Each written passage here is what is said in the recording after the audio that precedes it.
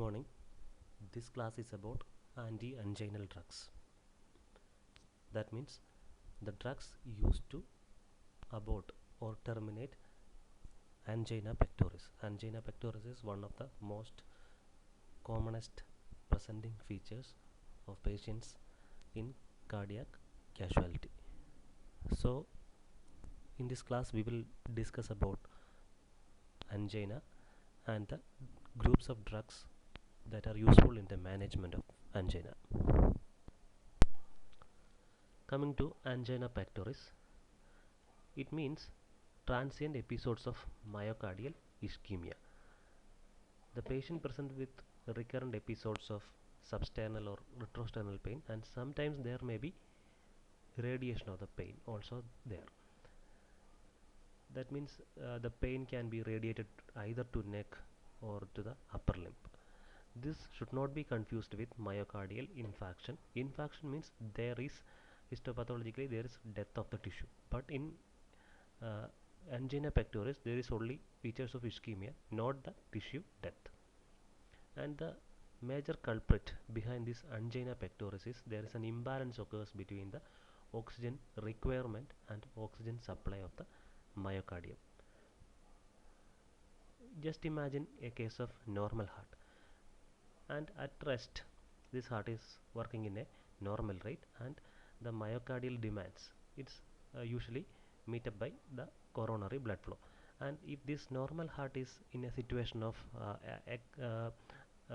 excited state, for example, if the person is running or there is an emotional stress, that means the heart rate is getting increasing, and there is an increased cardiac output. So in all such cases, there is, if the coronary circulation is normal, then increased workload is met up by this increasing coronary blood flow.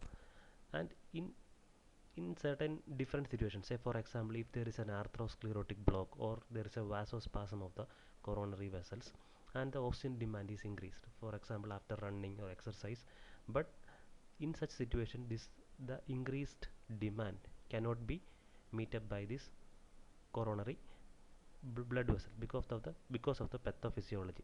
Sometimes it may be due to a block or due to a vasospasm. So in such conditions the myocardium respond the situation with the symptoms of this myocardial ischemia, like angina pectoris. Now let's discuss about certain factors which determine this oxygen demand as well as the oxygen supply. So we have certain important factors like heart rate, ventricular contractility and ventricular wall tension. They determine the oxygen demand of the myocardium. So if you see any increase in any one of these factors, there will be an increased oxygen demand, and this increased oxygen demand should be met by the oxygen supply. And if there is a pathology, that means this oxygen in these situations, in the situations with increasing this oxygen demand, the blood supply cannot meet up this oxygen demand, then which leads to angina pectoris. And the oxygen supply is determined by this coronary blood flow as well as the oxygen carrying capacity of the blood. And in any situation there is a block in this oxygen supply which leads to either the angina pectoris, and it will ultimately leads to myocardial infarction. Coming to the types of angina pectoris, depending upon the pathophysiology as well as presentation, there are three forms of angina, which includes classical or stable angina, unstable angina, and the third one is variant or Prinzmetal's angina. Coming to the first type of angina, it's classical or stable angina. Here the attacks are predictable and it's precipitated by this exercise, exertion or emotional stress. All these conditions leads to increased oxygen demand of the myocardium. It's due to severe atherosclerotic occlusion of the large coronary arteries, and the blood flow fails to increase with the demand. In any condition which increases the oxygen demand of the myocardium, it leads to the presentation or precipitation of the classical angina. That means there is a fixed obstruction. So in any situation there is an increase in the oxygen demand, the attacks will be precipitated. And the second type is unstable angina. Here the attacks may occur even at the rest. It's due to the rupture of the atherosclerotic plate. So at the rupture site there is deposition of platelets and which leads to occlusion. And the third form is variant angina or Prinzmetal's angina. It's very unpredictable attacks. It's mainly due to localized vasospasm, and this coronary vasospasm leads to decreased oxygen supply and leads to an angina pectoris. Coming to the drugs useful in the management of angina pectoris. So the major aim of drug therapy in angina pectoris is to reverse the pathophysiology. That means it occurs as a result of an imbalance between increased oxygen demand or decreased oxygen supply. So we need to change either these either any of these pathophysiological problems. So either to decreases the oxygen demand or to increase the oxygen supply. So we have certain groups of drugs which we use to treat the angina pectoris. We have nitrates, beta blockers, calcium channel blockers, potassium channel openers, and newer drugs.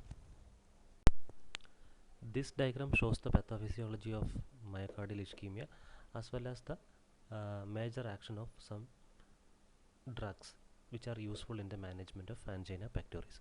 So there are increasing heart rate, contractility, preload and afterload, which increases the oxygen demand, and there is oxygen supply to meet this demand, and this oxygen supply is aided by coronary blood flow as well as regional myocardial blood flow. And so if there is an impairment between these two, there is ischemia. So we have certain agents like beta blockers and some calcium channel blockers. They reduces the heart rate as well as contractility. By their action they can thus reduces the oxygen demand. And certain other agents like organic nitrates as well as calcium channel blockers, they reduces this preload and afterload. Their mechanisms we'll discuss later, and by these action they reduce oxygen demand. And another group of drugs means vasodilators, especially calcium channel blocker, they increases the coronary blood flow. So by using this they can improve or they can meet the increasing oxygen demand. So these are also effective in the management of angina pectoris. Coming to nitrates, we classify these nitrates depending upon their duration of action. We have short acting agents as well as long acting agents. In the short acting agents we have glyceryl trinitrate or nitroglycerin as the member, and in long acting we have isosorbate dinitrate, isosorbate mononitrate, erythritol pentanitrate and pentaerythritol tetranitrate. These are the nitrates commonly useful in the management of angina.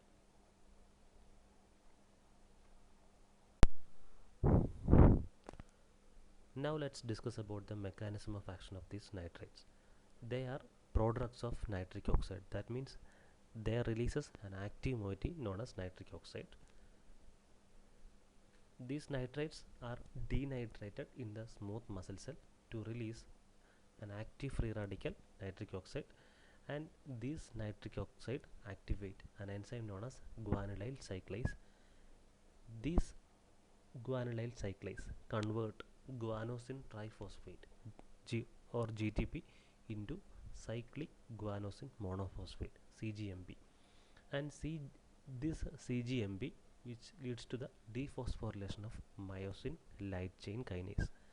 So this dephosphorylated myosin light chain kinase cannot interact with actin. This actin myosin interaction is essential for smooth muscle contraction. So there is no interaction between this actin and myosin, so which leads to smooth muscle relaxation. So we discuss this smooth muscle in mainly in the blood vessels. This picture will explain the mechanism of action of these nitrates. Smooth muscles containing certain sulfhydryl group containing enzymes. These enzymes convert nitrates to their active form nitric oxide, and we here for example it's a glutathione transferase, and this enzyme converts these nitrates to nitric oxide, which leads to the activation of guanylyl cyclase, the enzyme present in the smooth muscle cell. This activated guanylyl cyclase, which is converted GTP to CGMP, and this CGMP leads to the dephosphorylation of myosin light chain kinase, and this dephosphorylated myosin light chain kinase, it's not interacting with actin, so there is muscle relaxation. So coming to this diagram, it shows the mechanism of action of a different drug which is very close to the mechanism of action of nitrates. So this drug is sildenafil, most commonly used for erectile dysfunction. As I discussed about the mechanism of action, this nitric oxide released from the nitrates activate guanyl cyclase, and it produces cyclic GMP from GTP, and this cyclic GMP leads to dephosphorylation of myosin light chain kinase, and this myosin light fail to interact with actin, and which leads to muscle relaxation, smooth muscle relaxation. This sildenafil also it inhibits, there is an enzyme known as phosphodiesterase. This enzyme phosphodiesterase degrades the cyclic GMP into GMP. So this sildenafil inhibits the phosphodiesterase enzyme, so the action of cyclic GMP will be prolonged, so there will be continuous relaxation of smooth muscle. So this in erectile dysfunction, in such conditions there will be smooth muscle relaxation, so there will be increased blood flow to the penis, and there will be uh, uh, improvement of this impotence. So if a patient taking nitrates is given this sildenafil like drugs, there will be chances of drug interaction. That means both these drugs together leads to smooth muscle relaxation, so as a result it will leads to severe hypotension. Now we'll discuss about the pharmacological actions of nitrates. First, the action is on vascular smooth muscle, that means both in arteries as well as veins. So after the application of nitrates, it leads to the dilatation of vascular smooth muscle, and this dilatation is more prominent in the vein than the arteries. It is said that the enzyme which denitrates the nitrates into nitric acid is more commonly present in the smooth muscles of the vein than in the arteries. So that might be the reason behind the more pronounced venodilatation comparing to arteriolar dilatation. So the venodilatation leads to peripheral pooling of the blood. That means there will be reduced amount of blood which returns to the heart. So the preload of the heart is lower. And even though the dilatation of arterioles or arteries is low as compared to vein, it produces a arterial dilatation. So the systemic resistance will be lower. That means the heart experiences a lower workload when it's pushing the blood out of the heart. That means its afterload is lower, and sometimes there is coronary vasodilatation also, so it leads to redistribution of coronary blood flow. Nitrates produces relaxation in other smooth muscles also, which includes gastrointestinal tract, genitourinary tract, and bronchial smooth muscles. And it has another property known as it inhibits the platelet aggregation, but it's not that much clinically significant. Let's discuss about certain important pharmacokinetic features of these nitrates. These drugs are having high phosphate metabolism. That means before reaching the systemic circulation, they undergo metabolism. So only very few amount of drug will be reaching the site of their desired action and producing the desired effect. So their bioavailability will be very low. But there's an exception, it's isosorbate mononitrate. This drug is having 100% bioavailability. That means it does not have any first pass metabolism, and for bypassing this first pass metabolism, we can administer the drug either the parenteral route or sublingual or through the transdermal sites. Now we'll see the duration of action of certain important nitrates. First one is nitroglycerin or glyceryl trinitrates. We have different preparations for administering through different routes. We have sublingual routes, oral route, transdermal patches. So each preparation has different duration of action. The first one is sublingual route. Sublingual route is the most commonly administered route during an acute attack of angina pectoris. When you administer a preparation, a drug of nitroglycerin in the sublingual route, it produces its action start within 1 to 2 minutes and it become peaks by 3 to 6 minutes, and it produces an action for around 30 minutes. That means its total duration of action will be almost 10 to 30 minutes.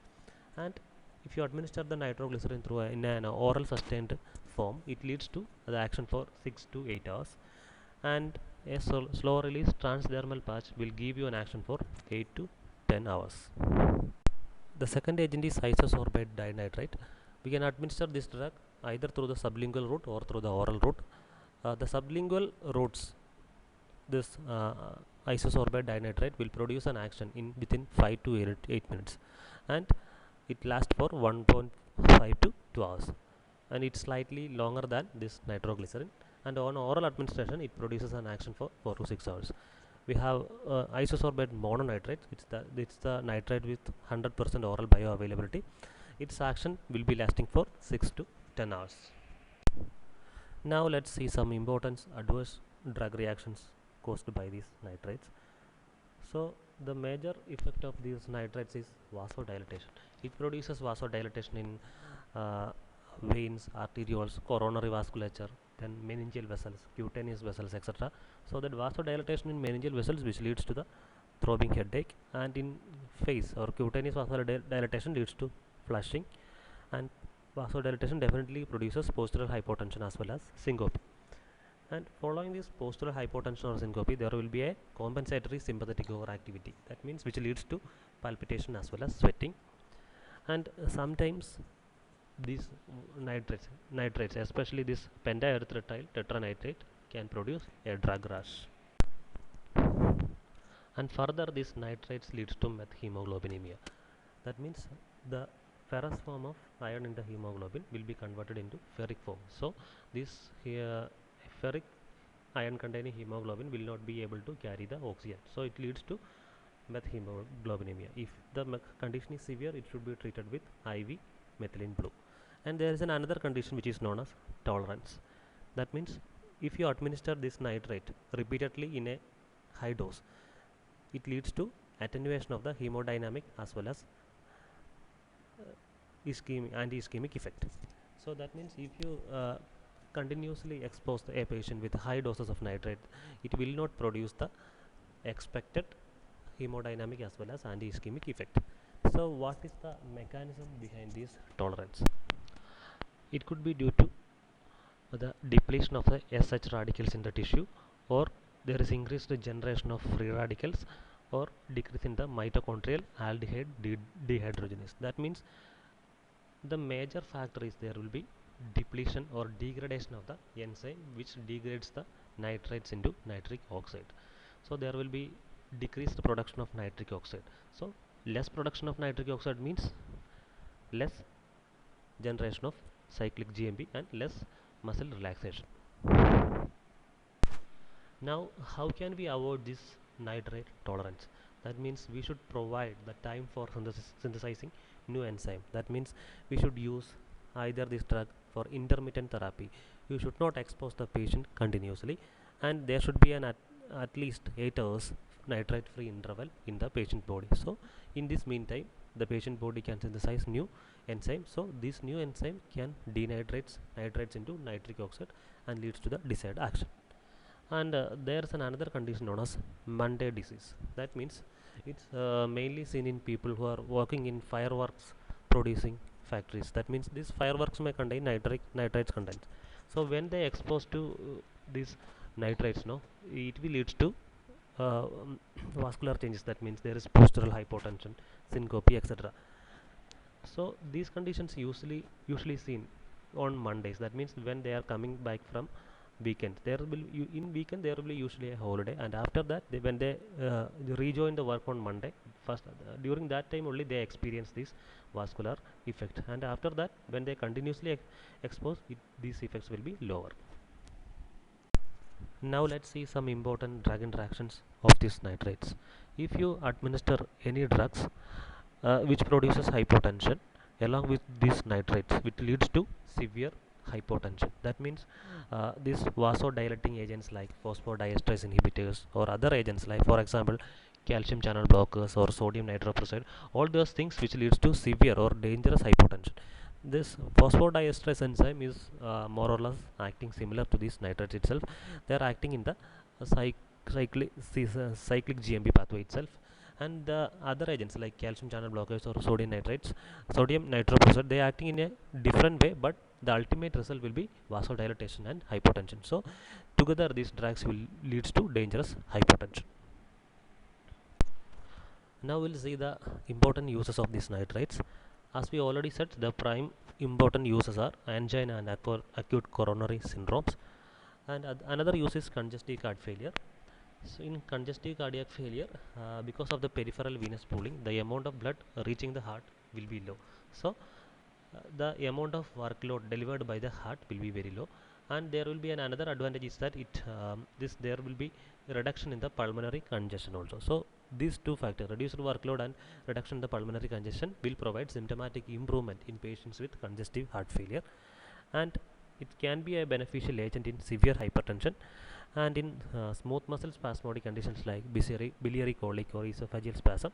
It can be beneficial. And another important use is cyanide poisoning. Now we will see how these nitrates are effective in the management of cyanide poisoning. So if you administer a nitrate compound in a patient with cyanide poisoning, these nitrate compounds convert this hemoglobin to methemoglobin. We use a compound known as sodium nitrate. That means this sodium nitrate is the nitrates with lowest vasodilatation property. So that means this agent does not produce that much vascular side effect like hypotension or syncope, and this methemoglobin is has a high affinity for the cyanide, and it leads to the binding, which leads to the production of cyan methemoglobin.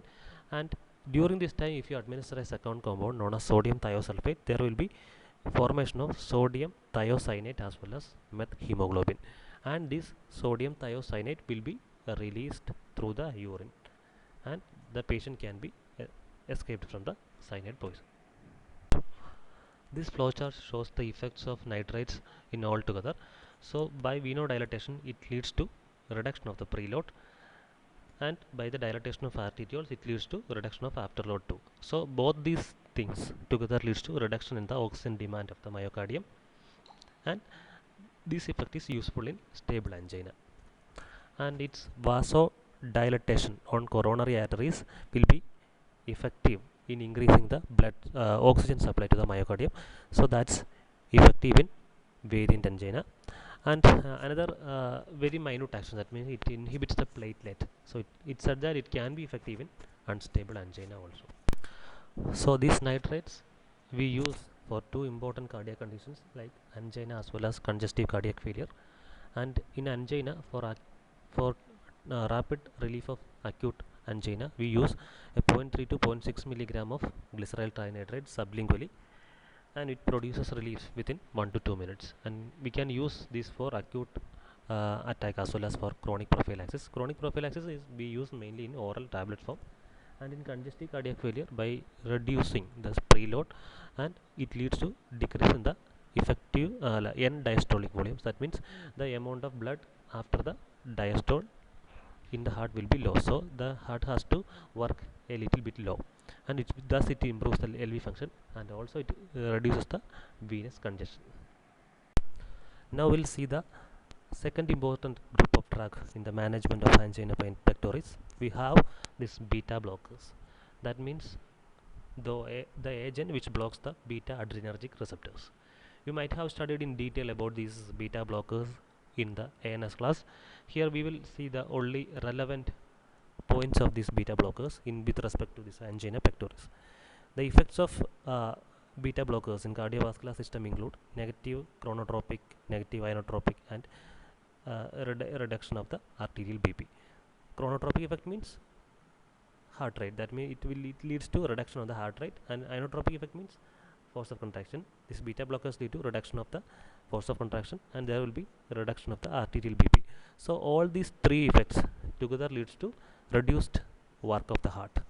So if the cardiac work is getting lower, that means the oxygen demand will be lower. So if you administer a beta blocker in a patient with an angina pectoris, that means it will leads to reduction in the workload of the heart. So that compromised blood supply in a myocardial infarcted heart, that blood supply can sufficiently manage the reduced workload of the heart. These beta blockers does not have any role in coronary vasodilatation. If you regularly using these beta blockers in a patient with angina pectoris, it reduces the severity as well as frequency of attack. Thus, the mortality is reduced and the survival rates are increased. We can use non-selective or selective beta blockers, which includes either propranolol, metoprolol, or atenolol. And as you know, the use of these beta blockers are associated with certain serious adverse drug reactions. For example, it produces severe bradycardia and impairment in the atrioventricular conduction. Sometimes it leads to left ventricular failure and associated with fatigueness, impotence, nightmares, and sometimes depression too. So because of these serious side effects, the use of beta blockers will be contraindicated in certain persons. That means before prescribing the beta blockers, you should inquire the patient about certain conditions like asthma, peripheral obstructive vascular diseases, conduction disturbances, atrioventricular conduction disturbances, severe bradycardia, and if there is any history of depression. In asthma, the beta blocker which is mainly contraindicated is propranolol. That means non-selective beta blocker. That means these non-selective beta blockers, they inhibit beta 2 receptors also. Beta 2 receptors are located in smooth muscles of lungs. So if you block and the major property of this beta 2 receptor is smooth muscle dilatation. And if you use a non-selective beta blocker like propranolol, and which is going to block the beta 2, there will be bronchoconstriction and exacerbation of asthma. And in case of peripheral vascular disease, the same thing happen. These non-selective beta blockers will leads to the blockade of beta uh, beta 2 receptor, and there will be an unopposed action of alpha 1 receptor. Alpha 1 receptor is also located in smooth muscles. So this alpha 1 receptor will be acting unopposedly. So alpha 1 receptors leads to vasoconstriction, smooth muscle constriction, so leads to further deterioration of vascular function, and definitely AV conduction defect. That means the patient's already having a AV block. You should not use this beta blockers, and those with severe bradycardia and history of depression, you should be the use of this beta blockers should be contraindicated. And in this asthma and POVD, we can use cardio selective beta blockers. That means beta 1 selective blockers, so you can avoid these side effects. And these beta blockers are contraindicated in variant angina. The variant angina or Prinzmetal's angina, the basic pathophysiology is vascular vasospasm. Vasospasm. And if you use these non-selective beta blockers, especially, it leads to definitely the blockade of beta 2, and it further leads to it further worsens the condition. Now we'll see a condition where this cardiologist or physicians prescribe both the beta blockers as well as nitrates to the patient. So there is some advantage for combining these drugs together in a patient with angina pectoris. That means this tachycardia produced due to nitrate will be compensated by the beta blockers. That means these nitrates, because of their vascular side effect, hypotension, it reflexively activates the sympathetic system, which leads to increased heart rate. And by the action of beta blockers on beta 1, it blocks the tachycardic effect of nitrates, and the decreased coronary blood flow due to the beta 2 blockade can be counteracted by the vasodilatory effect of nitrates. That means the side effects are cancelled by each other, so it's a beneficial combination. So that's all about the first part of drugs using in the management of angina pectoris. So we have discussed about nitrates and beta blockers. Both these agents, they mainly act by reducing the cardiac workload. That means in nitrates, they produces vasodilatation. In venodilatation, reduces the cardiac preload, and arteriolar dilatation leads to reduction of the afterload. That means both these condition leads to reduction of cardiac workload, as well as sometimes there is coronary vasodilatation too, so it increases the oxygen supply also. And in case of beta blockers, by reducing the heart rate, force of contraction, and reducing the BP, it reduces the cardiac workload and oxygen demand. And in the next class we will discuss about calcium channel blockers and other drugs effective in the management of angina pectoris.